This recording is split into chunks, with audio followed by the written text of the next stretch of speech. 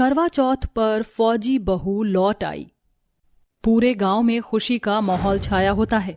मोहन के बेटे प्रताप की शादी एक नीरजा नाम की लड़की से हो रही होती है।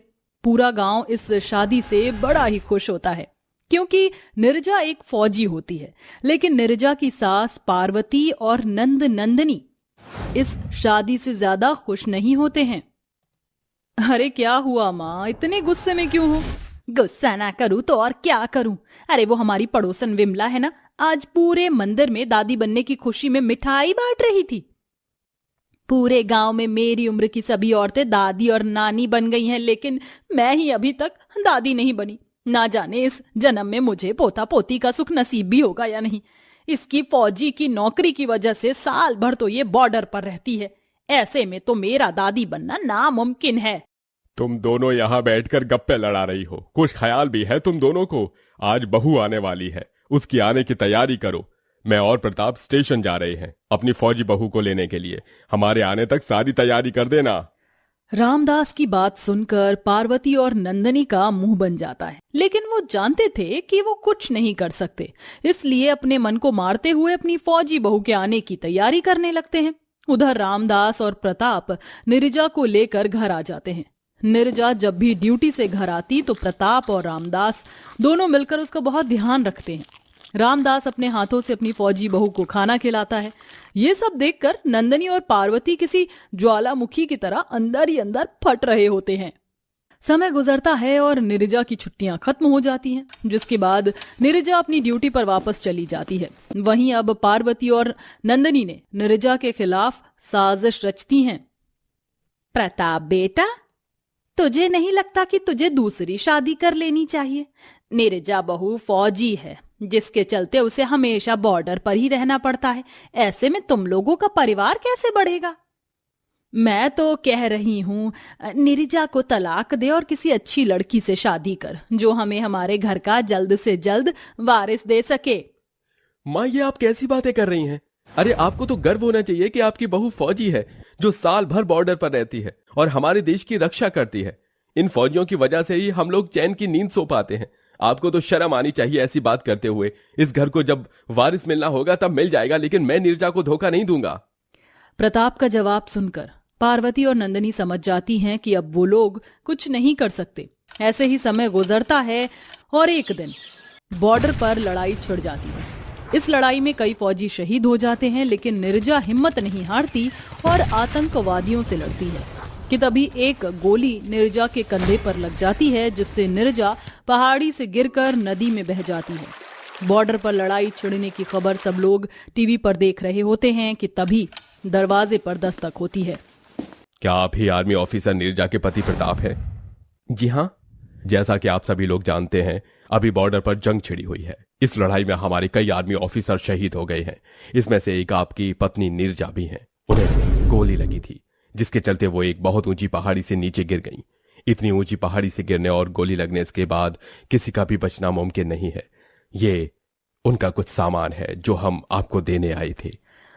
प्रताप और रामदास को जैसे ही ये खबर पता चलती है तो उनके पैरों तले जमीन खिसक जाती है और वो बहुत रोते हैं। लेकिन वहीं नंदनी और पार्वती इस खबर से बहुत ज्यादा खुश होती हैं और अपने कमरे में बैठकर पार्टी कर रही होती हैं। ये खबर तो मेरी जिंदगी की सबसे अच्छी गुड न्यूज है। जहां नंदनी और पार्वती नीरजा की मौत की खुशी बना रही होती हैं, वहीं प्रताप और रामदास इस गम से बाहर निकलने को तैयार नहीं होते कि उनकी बहू मर चुकी है। वहीं दूसरी तरफ पानी में बहती हुई एक बॉडी जा रही होती है, जो किसी और की नहीं बल्कि नीरजा की होती है। पानी में गिरने की वजह से नीरजा बच जाती है और बहते हुए एक गांव के किनारे पहुंच जाती है, जहां प्रशांत नाम के लड़के की नजर नीरजा पर पड़ती है। हे भगवान, ये लड़की कौन है? लगता है ये पानी में डूबने की वजह से बेहोश हो गई है। इसे जल्दी से गांव के वैद्य के पास ले जाता हूँ। प्रशांत नीरजा को गांव के वैद्य के पास ले जाता है, जहां वैद्य नीरजा का इलाज करते हैं। 2 दिन के बाद नीरजा को होश आता है। मैं कौन हूँ और आप लोग कौन हैं? मैं यहाँ कैसे आई? लगता है इस हादसे की वजह से तुम अपनी याददाश्त भूल चुकी हो। तुम गांव की नदी किनारे हमें बेहोश मिली थी। हमें भी नहीं पता कि तुम कहां से आई, लेकिन तुम्हारे लिए खुशखबरी है, तुम गर्भवती हो और मां बनने वाली हो। लेकिन मेरा पति कौन है और मैं यहाँ कैसे आई? बेटी, दिमाग पर ज्यादा जोर मत डालो, इससे बच्चे की सेहत पर असर पड़ेगा। जब तक तुम्हें सब कुछ याद नहीं आ जाता, तुम हमारे साथ इसी गांव में रह सकती हो। सभी गांव वाले नीरजा को अपने घर में ही रखते हैं और उसकी देखभाल करते हैं। वहीं बेचारे प्रशांत की हालत रो रो कर काफी बिगड़ चुकी थी। प्रताप बेटा, 7 महीने हो चुके हैं, अब तो तू शादी कर ले। नीरजा बहू वापस नहीं आने वाली। तू कब तक अपनी जिंदगी ऐसे ही खराब करता रहेगा? हाँ बेटा, तू शादी कर ले। बहू के जाने का गम मुझे भी है, लेकिन मैं तेरी जिंदगी ऐसे बर्बाद होते हुए नहीं देख सकता। हमारी बात मान, दूसरी शादी कर और अपना घर बसा। नीरजा बहू की आत्मा जहां पर भी है, वो भी यही चाहेगी तू खुश रहे, ना कि दुखी। अपने माता पिता की आंखों में आंसू देख प्रताप अपने आंसू भूल जाता है और शादी के लिए हाँ कर देता है, जिसे सुनकर पार्वती और नंदिनी बहुत खुश होते हैं और प्रताप के लिए रिश्ता देखना शुरू कर देते हैं। और कुछ ही समय में प्रताप की शादी एक मीनल नाम की लड़की से हो जाती है और प्रताप नीरजा को भूलकर मीनल के साथ अपनी जिंदगी बिताने लगता है। वहीं दूसरी तरफ, अरे काकी, आज गांव में इतनी तैयारी किस बात की हो रही है? कोई त्योहार आने वाला है क्या? हाँ बेटा, वो क्या है ना, कुछ दिनों में करवा चौथ आने वाला है ना, तो ये उसी की तैयारी हो रही है। क्या करवा चौथ? नीरजा जैसे ही करवा चौथ का नाम सुनती है तो उसे कुछ याद आने लगता है और उसके दिमाग में उसकी पिछली जिंदगी की कहानी एक फ्लैशबैक की तरह चलने लगती है और देखते ही देखते नीरजा को सब याद आ जाता है। मुझे सब याद आ गया। मेरा नाम नीरजा है और मैं फौजी हूँ।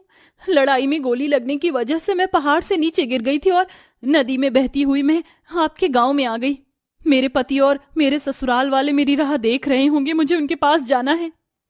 जिसके बाद नीरजा अपने ससुराल के लिए निकल जाती है, लेकिन नीरजा जैसे ही ससुराल पहुंचती है तो वो देखती है कि उसका पति प्रताप किसी और लड़की के साथ करवा चौथ का व्रत बना रहा है। ये सब देखकर नीरजा अंदर ही अंदर टूट जाती है कि तभी प्रताप की नजर नीरजा पर पड़ती है। नीरजा, तुम जिंदा हो? तुम इतने समय से कहाँ थी? तुम तो पहाड़ से गिरकर मर गई थी ना? पहाड़ से गिरने के बाद मैं एक नदी में बहते हुए एक गांव में पहुंच गई थी। मैं इतने महीने तक उस गांव में थी, मेरी याददाश्त चली गई थी, लेकिन अचानक मुझे मेरी याददाश्त वापस मिली और मैं यहाँ आ गई। नीरजा इतना बोल ही रही होती है कि तभी नीरजा के ससुराल वाले वहां आ जाते हैं। तुम तो जिंदा हो? मैं शुरू से जानती थी कि आप और माँ जी मुझे पसंद नहीं करती। आप लोग तो मौका ढूंढ रहे थे प्रताप की दूसरी शादी करवाने का, और मरने की खबर सुनते ही आपने इनकी दूसरी शादी करवा दी। अब मेरा और मेरे पेट में पल रहे बच्चे का क्या होगा? नीरजा, मैं मीनल को तलाक दे दूंगा, जिसके बाद तुम, मैं और हमारा बच्चा खुशी खुशी रहेंगे। नहीं, आप ये क्या कर रहे हैं? आप मीनल को तलाक देकर उसकी जिंदगी क्यों बर्बाद कर रहे हैं? हम सब लोग साथ में रहेंगे, आप मीनल को तलाक मत दीजिए। नीरजा की बात सुनकर पार्वती और नंदिनी की आंखों में आंसू आ जाते हैं और उन्हें अपनी गलती का एहसास हो जाता है, जिसके बाद वो लोग नीरजा से माफी मांगते हैं और नीरजा उन्हें माफ कर देती है। जिसके बाद नीरजा और मीनल दोनों मिलकर प्रताप की पूजा करके अपना व्रत खोलती हैं। कुछ ही दिनों में नीरजा एक बहुत प्यारी सी बेटी को जन्म देती है, जिसके बाद मीनल और नीरजा दोनों मिलकर उस बच्चे को पालते हैं और खुशी खुशी एक साथ रहते हैं। जल्दी से इस ब्लाउज का काम निपटाकर सूट सिलने बैठ जाऊंगी। गरीब ललिता झोपड़ी में हाथ सिलाई मशीन पर कपड़े सी रही होती है। तभी 15 साल की राधा सिलाई मशीन रोक कर कहती है, माँ आप बस भी करो ना, एक सुबह से कपड़े सिल रही हो, देखो 12 बज गए हैं, अब थोड़ा खाना खा लो। मैं बाद में खा लूंगी राधा बिटिया, अभी देख कितने कपड़े सीने बाकी हैं और करवा चौथ के चलते ही थोड़ा बहुत काम मिल रहा है। तेरी दर्जी माँ को 2 पैसे कमाने का यही वक्त है बेटी। लाओ माँ, 2 इस ब्लाउज की तुरपाई मैं कर देती हूँ, तब तक आप खाना खा लो। राधा खाना परोस देती है। राधा बेटी, इतनी सब्जी मुझे खाने को दे दी है, तेरी चारों बहनें क्या खाएंगी? मैं तो अचार प्याज से खा लूंगी रोटी। ललिता अपनी थाली की सब्जी काट कर रख देती है और खुद अचार के मसाले से छुआ छुआ कर रोटी खा लेती है। ये लो माँ, मैंने ब्लाउज की तुरपाई कर दी है। अरे वाह राधा बिटिया, तूने कितनी बढ़िया तुरपाई की है। वो तो होगी ही ना माँ, दर्जी की बेटी जो हूँ। माँ आप मुझे सिलाई सिखा दो ना, फिर मैं आपका हाथ बटा सकूंगी। ठीक है राधा बेटी, मैं आज से तुझे सिलाई सिखाऊंगी। अब राधा पूरी मेहनत और लगन से अपनी माँ ललिता से सिलाई सीखने लगती है और अपनी दर्जी माँ की देखा देखी बढ़िया कपड़े सिलने लगती है। शाम को ललिता खाना बना रही होती है, तभी सोहन मुरझाया चेहरा लेकर घर आता है और हिचकिचाते हुए ललिता को 10 रुपए का मुड़ा तुड़ा नोट देता है। ये लो ललिता, आज बस सुबह से रात तक दुखड़ा धंधा करके 10 रुपए ही कमाए तुम्हारे इस गरीब मोची पति ने। अजी इतनी महंगाई भरे जमाने में आटा दाल सब कुछ इतना महंगा हो गया है, 10 रुपए में क्या आएगा? आप कोई दूसरा काम क्यों नहीं करते? मगर ललिता, मुझ लंगड़े को काम देगा भी कौन? सोहन के एक पैर से लंगड़ा कर चलने के चलते कोई भी उसे काम नहीं देता था। फिर भी सोहन कभी मेहनत से ना भागा और वह रोज फुटपाथ के किनारे दिन भर बैठकर लोगों के चप्पल जूते जोड़कर कमाता। कभी काम चलता तो कभी नहीं। ऐसे में घर का खर्चा चलाने के लिए ललिता ने घर में ही दर्जी का काम शुरू कर दिया। ललिता अकेले ही अपनी 5 बेटी राधा, गौरी, आशा, पिंकी, सोना और 2 साल के बेटे को भी पाल रही थी। फिर एक दिन, राधा बेटी जरा मेरे लिए थोड़ी सी चाय बना दे, पता नहीं सुबह से सर दर्द के मारे फटा जा रहा है। ठीक है माँ, मैं अभी बनाती हूँ। फिर जैसे ही राधा चूल्हे पर दूध उबालती है तो दूध फट जाता है। माँ दूध तो फट गया। दीदी तुम इस दूध को फेंकना मत, इससे पनीर बन जाएगा। माँ आज पालक पनीर बनाओ ना, खाने का बड़ा मन कर रहा है। ठीक है, मैं तुम 5 के लिए आज पालक पनीर जरूर बनाऊंगी। सच में माँ, आज हमारे घर में पागल पनीर बनेगा। मैं तो फिर पेट भर के खाऊंगी। मैं बाजार से पालक लेकर आती हूँ। माँ आज हम सबको भी अपने साथ बाजार घुमाने ले चलो ना माँ। देखो मुन्ना को भी घूमने जाने का मन है ना मुन्ना? हाँ बोल। ललिता अपनी 5 बेटियों को लेकर बाजार जाती है, जहाँ पूरा बाजार करवा चौथ के लिए रंग बिरंगी चूड़ी, सुंदर सुंदर साड़ियों से सजा हुआ होता है। तभी गौरी एक दुकान पर टंगी साड़ी देखकर कहती है, माँ देखो ना कितनी सुंदर साड़ी है। आप ये साड़ी करवा चौथ पर पहनोगे तो सबसे सुंदर दिखोगे। ये साड़ी ले लो ना माँ। हाँ माँ, ये साड़ी खरीद लो ना। आशा, गौरी, मेरे पास बहुत सी साड़ी रखी हुई हैं, फिर क्यों खर्चा करना? मगर माँ हमने तो आपके पास कोई भी नई छाली नहीं देखी, ले लो ना माँ। अच्छा ठीक है। गरीब ललिता साड़ी की दुकान के अंदर आती है। सुनिए भाई साहब, ये वाली साड़ी कितने की है? वैसे तो ये एक साड़ी पूरे 25,000 की है, मगर अभी करवा चौथ स्पेशल ऑफर चल रहा है, इसलिए 10,000 में दे दूंगा। भाई साहब, मुझ गरीब दर्जी के पास 10,000 तो नहीं है। आप कोई 100-200 वाली सस्ती सी साड़ी दिखा दीजिए, ताकि मेरी बच्चियों का मन रह जाएगा। तभी दुकान की चकाचौंध देखकर उसकी 5 बेटियां भी उसके पीछे पीछे दुकान में घुस आती हैं। तभी अमीर घमंडी दुकानदार उन्हें झाड़कर भगाने लगता है। अरे इस तरह से दुकान के अंदर क्यों घुस रही है? भीख सड़क पर मिलती है, चलो फूटो यहाँ से। आप इस तरह से इन्हें धक्का क्यों दे रहे हैं? ये मेरी ही बेटियां हैं। 2 कौड़ी की गरीब कहीं की, औकात 1 पैसे की नहीं, और मुंह उठाकर इतनी महंगी साड़ी के शोरूम में घुस आई। भाग यहाँ से, पता नहीं आ जाते हैं कहाँ से गरीब भिखारी लोग। चलो मेरी बच्चियों, मुझे कुछ नहीं चाहिए, चलो यहाँ से। बेचारी गरीब ललिता मन मार कर अपनी 5 बेटियों को लेकर घर आ जाती है और गरीबी भरी जिंदगी को सोचकर बहुत रोती है, जिस वजह से उसकी तबीयत बहुत खराब हो जाती है। वहीं सोहन को भी पुलिस वाले फुटपाथ से हटा देते हैं। तभी राधा अपनी 4 बहनों को बात करते हुए सुनती है। उस दुकानदार ने हमारी माँ को धक्के मारकर भगाया था ना। चलो हम चारों अपनी गुल्लक तोड़कर माँ के लिए करवा चौथ पर सुंदर सी साड़ी दिलाएंगे और चूड़ियां भी। सोना, गौरी, आशा, पिंकी, तुम चारों चिंता मत करो।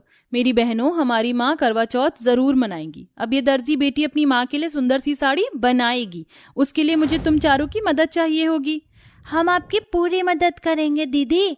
राधा के साथ चारों मिलकर सिलाई में हाथ बटाती हैं और अपनी माँ की जगह वो गरीब दर्जी बेटी लोगों के लिए करवा चौथ के कपड़े सीकर पैसे जोड़कर साड़ी बनाती है। पिंकी, सोनी, आशा, तुम तीनों माँ का ख्याल रखोगी। उन्हें समय से खाना खिलाना, दवाई देना तुम्हारी जिम्मेदारी है। ठीक है दीदी।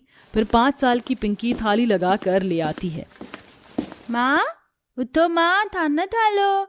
पिंकी अपने नन्हे हाथों से ललिता को खाना खिलाती है। ये लो माँ, जल्दी से दवाई खा लो, फिर हम आपके पैर दबा देंगे।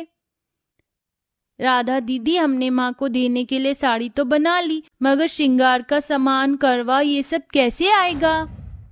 गौरी दीदी, तुम भूल गई, जब माँ हमें 1-1, 2-2 रुपए देती थी तो हम उसे गुल्लक में जोड़ते थे, उससे सामान आ जाएगा। गुल्लक तोड़कर वो उन पैसों से अपनी गरीब माँ के करवा चौथ के लिए कांच की कच्ची चूड़ियां, आलता, बिंदी, सिंदूर और सरगी का सामान लेकर आती हैं। वहीं बिस्तर पर बीमार पड़ी ललिता उदास मन से कहती है, कल करवा चौथ है और मुझ गरीब दर्जी माँ की किस्मत तो देखो, मुझे तो सरगी देने वाला भी कोई नहीं। किसने कहा कि आपको सरगी देने वाला कोई नहीं? माँ, आपकी 5 बेटियां हैं ना, सुबह के 4 बज गए हैं, सरगी का समय हो गया है। अपनी बेटियों की तैयारी देखकर गरीब दर्जी माँ का मन भर आता है। राधा, गौरी बेटी, ये सब कुछ लाने के लिए तुम्हारे पास पैसे कहाँ से आए? माँ, हम 5 दर्जी माँ की बेटियां हैं तो हमारे हाथों में हुनर तो होगा ही। मैंने आपकी जगह करवा चौथ पर लोगों के कपड़े सिले थे और कुछ पैसे जोड़ रखे थे। कल करवा चौथ पर आप यही साड़ी पहनना। इसके बाद 5 बेटियां अपनी गरीब दर्जी माँ को अपने हाथों से सरगी का निवाला खिलाती हैं। अगले दिन ललिता भूखी प्यासी रहकर करवा चौथ का व्रत रखती है। चलो, अब मैं बिल्कुल ठीक हो गई हूँ, तुम बच्चों को काम करने की जरूरत नहीं, मैं तुम्हारे लिए खाना बना देती हूँ। माँ, आज आपका करवा चौथ का व्रत है, इसलिए आज आप कोई काम नहीं करेंगी, बस आराम करेंगी। 5 घर के कामों में एक दूसरे का हाथ बटाती हैं। थोड़ी देर में शाम ढल जाती है और ललिता अपनी 5 बेटियों की बनाई साड़ी को पहनकर तैयार होती है। लाओ माँ, मैं आज आपका जूड़ा बना देती हूँ और मैं माँ आपको महावर लगाऊंगी। हम दोनों माँ को चूड़ी पहनाएंगी। मैं तैयार तो लूं, मेरे लिए कुछ बचा ही नहीं। माँ को नेल पॉलिश, पिंती लगाए दी। 5 मिलकर अपनी गरीब दर्जी माँ का श्रृंगार करती हैं। तभी सोहन अपनी बेटियों को देखकर डबडबाई आंखों से कहता है, देख रही हो ललिता, हमारी बेटियां बेटों से बढ़कर हैं। बुरे हालातों में इन्होंने इतनी सी उम्र में घर का खर्चा तक चलाया और तुम्हारे करवा चौथ की रीत भी न टूटने दी। भगवान हर किसी को ऐसी ही बेटी दे। राधा ललिता को करवा चौथ की कथा सुनाती है। थोड़ी देर में चांद भी निकल आता है। तभी वह 5 पूजा की थाली तैयार करके ले आती हैं। ललिता चांद को अर्घ देकर करवा चौथ की पूजा करती है और छलनी में अपने पति का चेहरा देखकर आशीर्वाद लेती है। मेरा व्रत पूरा हुआ जी, मुझे आशीर्वाद दीजिए। आखिर में ललिता अपने पति के हाथों से पानी पीकर करवा चौथ का व्रत तोड़ती है और चांद को देखकर नम आंखों से मन ही मन कहती है, चौथ माता, आज के दिन हर सुहागन करवा चौथ पर अपने पति की लंबी उम्र की कामना करती है, मगर इस गरीब दर्जी माँ की विनती है, माँ मेरी भी उम्र मेरी बेटियों को लग जाए, हर जन्म में मैं इनकी ही माँ बनूं। धन्यवाद माँ, मुझे इन जैसी बेटियों की माँ बनने का सौभाग्य देने के लिए।